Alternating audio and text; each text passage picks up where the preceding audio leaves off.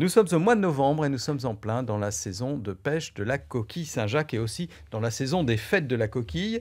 Et pour tout vous dire sur la coquille, nous avons des invités qui sont des experts. Et Dimitri, qui a pêché la coquille pendant combien d'années, Dimitri? Une trentaine de saisons à mon actif, mais ça fait 2 ans que j'ai arrêté. Voilà, vous avez arrêté, mais pendant 30 ans, donc vous êtes allé sur la mer pour aller chercher ces fameuses coquilles. Alors la coquille, ça ne se pêche pas toute l'année, hein, c'est une partie de la saison pour les marins pêcheurs. La coquille, c'est principalement l'hiver. On a un arrêté ministériel qui définit les dates en France, 1er octobre, 15 mai. L'été, on ne pêche pas. Voilà, alors vous pêchez des poissons l'été, enfin vous faites autre Tout à chose. fait, la sole, du turbo, on a ce qu'il faut en Normandie. Voilà. Alors revenons sur la coquille, puisqu'on est dans la saison de la coquille. D'ailleurs, la mer est pas très bonne en ce moment, hein, la météo, c'est pas terrible. Tout de suite, on a des vents de nord et c'est pas bon du tout. Ouais, ce qui fait qu'il n'y en a pas beaucoup en ce moment sur les étals. Des petits apports, mais bon, faut se rassurer, il y en a encore sur le fond et puis le beau temps va revenir. Bah oui, bon. On va rappeler ce que c'est que la coquille, hein. En fait, c'est un mollusque, c'est ça? La coquille, c'est un mollusque bivalve. Sortir une là comme ça, donc avec une valve plate sur le dessus, une valve creuse en dessous, et c'est un animal filtreur. C'est-à-dire un peu comme une huître, il filtre l'eau toute la journée, il retient les nutriments.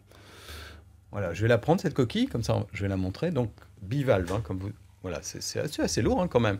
Et donc cet animal, il vit où exactement? Alors, il vit au fond de la mer et légèrement enfoncé dans le sable. Faut bien comprendre que ça fait une petite souille, c'est pas posé, c'est un petit peu enfoui dans le fond là, et il reste la valve supérieure ouverte et il filtre l'eau tranquillement. C'est un animal qui est sédentaire, hein, ça bouge pas, ça peut se déplacer s'il y a un prédateur, hein, mais autrement c'est un animal qui bouge pas. Si on le laisse une année à un endroit, l'année d'après on le retrouve à l'autre, et ce qui nous permet de gérer la coquille Saint-Jacques, parce que c'est pas une ressource qui se balade comme un poisson, quoi. Voilà, donc les gisements on les connaît. Pour pêcher la coquille, on utilise quelle technique? Alors, on pêche la coquille avec des dragues. Alors, la drague, c'est une sorte de gros râteau métallique avec des dents qui fouillent un peu le fond. Et derrière, il y a un sac qui retient et les coquilles et aussi les cailloux. Et cet engin-là, toutes les heures, on le vide sur le pont du bateau. Et les matelots trient. Donc, entre les coquilles et les cailloux, les matelots font le tri, remettent les petites coquilles à l'eau, lavent les coquilles, les rangent. Enfin, il y a tout un travail derrière qui est fait pour bien conserver l'animal. Alors, il faut préciser que sur les bateaux, on fait tout pour que la coquille reste vivante. C'est l'enjeu du travail du marin-pêcheur, c'est d'amener le produit de la meilleure qualité possible sur le quai, mais aussi dans l'assiette du consommateur. Donc nous, on débarque des coquilles vivantes. Donc les marées sont courtes, hein, 24-36 heures.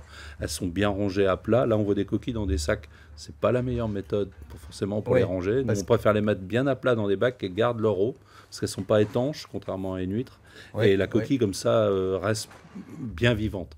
On les couvre aussi avec des linges humides pour éviter de la stresser, éviter les écarts de température, le vent. Enfin, on prend soin des coquilles, c'est important. Ce qui veut dire que le consommateur va acheter des coquilles qui sont des animaux encore vivants, et ce qui garantit leur fraîcheur. En fait. Alors, la coquille, on peut la trouver soit en noix, soit entière. Effectivement, pour une meilleure garantie de fraîcheur, c'est d'acheter l'animal, la coquille vivante et entière. Là, on est sûr de sa fraîcheur, puisque au moment où on va la décortiquer, elle sera encore vivante. Alors, on va essayer de regarder ce qu'il y a dedans. Je vais vous laisser l'ouvrir. Vous aviez prévu les instruments pour pouvoir l'ouvrir avec le petit torchon pour... On va prendre un torchon parce que ça risque voilà. un peu et de donc, donc il y a un petit interstice sur le côté sur lequel on peut rentrer la lame.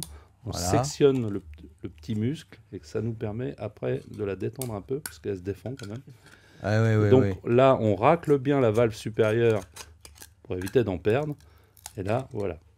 Là, on a donc dégagé la valve supérieure, on a la noix, ici on a la branchie sur le dessus, ce qui lui permet de respirer. D'accord, ça c'est le la poumon, mais la branchie, comme sur les poissons. Tout à fait, donc la noix, ce qu'on consomme, le corail, qu'on consomme aussi, qu'actuellement il est en train de regrossir, de se refaire, puisque la ponte a eu lieu au mois de juin et au mois de septembre, il y a 2 pontes. Et là, on a toute cette partie-là. Là. Inclinez-la un tout petit peu pour qu'on puisse... Voilà. La barbe, c'est ce qui lui permet de filtrer. C'est ce qui lui permet de filtrer. Donc, et la barbe, on peut la consommer aussi, on peut faire des fumées avec, c'est quelque chose qui a beaucoup de goût. Donc pour finir de la décortiquer, on sectionne juste pour laisser la poche noire, on sectionne ici le petit muscle, voilà, sur le côté, qui est un petit muscle un peu plus dur. Les cuisiniers appellent ça souvent un nerf, mais c'est pas un nerf, c'est un petit muscle, c'est le muscle qui permet de l'ouvrir. Et là, on racle bien le fond. Voilà.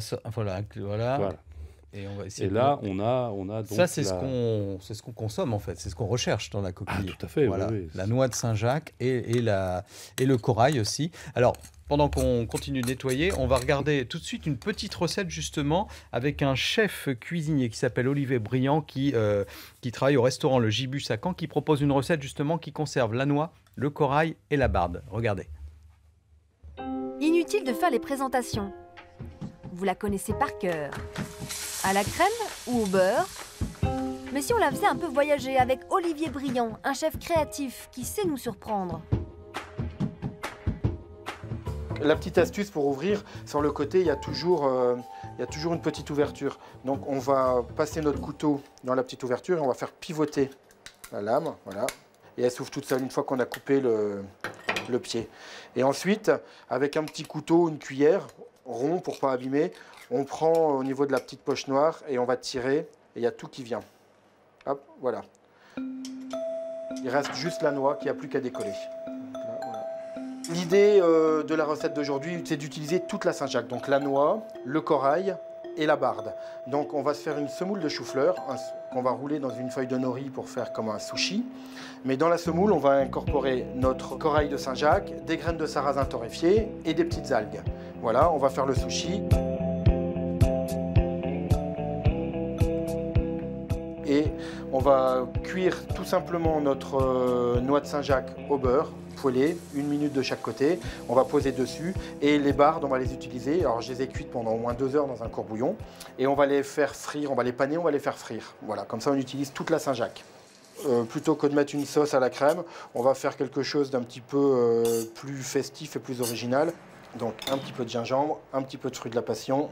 La Normandie, c'est un pays de voyageurs. Donc voilà, ces 2 produits, gingembre, fruits de la passion, ça va nous donner le côté exotisme. Et puis ça va réveiller la recette, ça va donner un côté peps incroyable à la Saint-Jacques.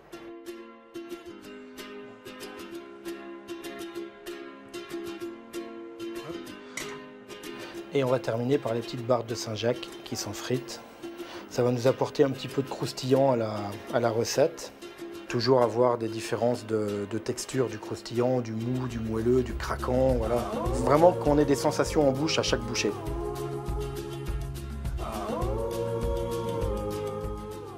Voilà. Et ce week-end, à Port-en-Bessin, on trouvera d'autres idées de recettes de coquilles, puisque Sophie Couvoud, vous qui organisez ce festival Le Goût du Large, en fait, la coquille, c'est la star pendant 2 jours. C'est ça.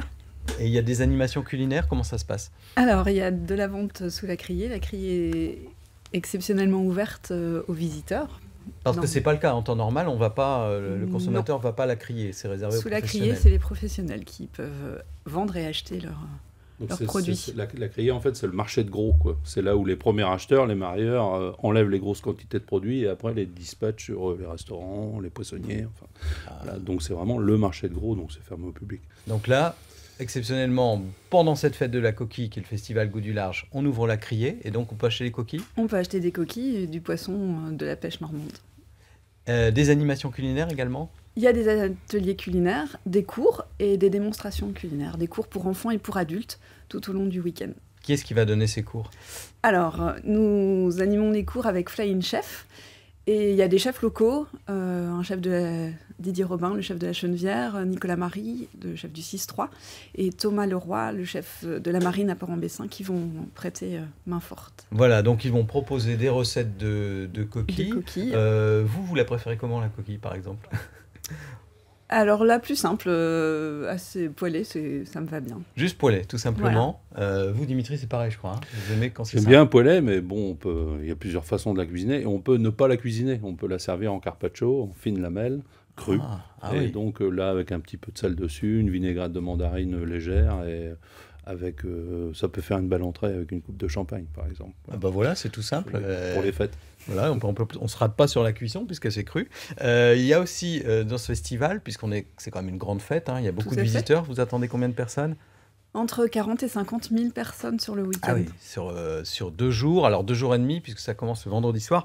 Et c'est aussi de la musique avec des concerts. Oui, nous avons 5 concerts et un spectacle autour de la musique maritime, donc des musiques celtiques revisitées qui viennent de Galice ou d'Angleterre, Et puis des chants marins aussi. On va écouter justement les gens qui vont passer en concert le vendredi soir. C'est un quartet, on va écouter un petit peu. Quand le mousse s'en va avec sa marmite pour porter la soupe au courageux gabier, il a barbe blanche comme un ermite avant d'arriver au petit hunier. Si vous entendez gronder le... Alors ça, c'était la bricole, c'était pas le quartet. Non. Ça, ce sont des chants marins, c'est des gens de Boulogne-sur-Mer. Voilà, c'est ça, ils passeront samedi après-midi. Alors ils passent après, bon, c'est du chant marin, hein, voilà. C'est toujours une musique qu'on reconnaît bien. Et puis là, on va écouter le quartet qui passe vendredi soir en prime, on va dire.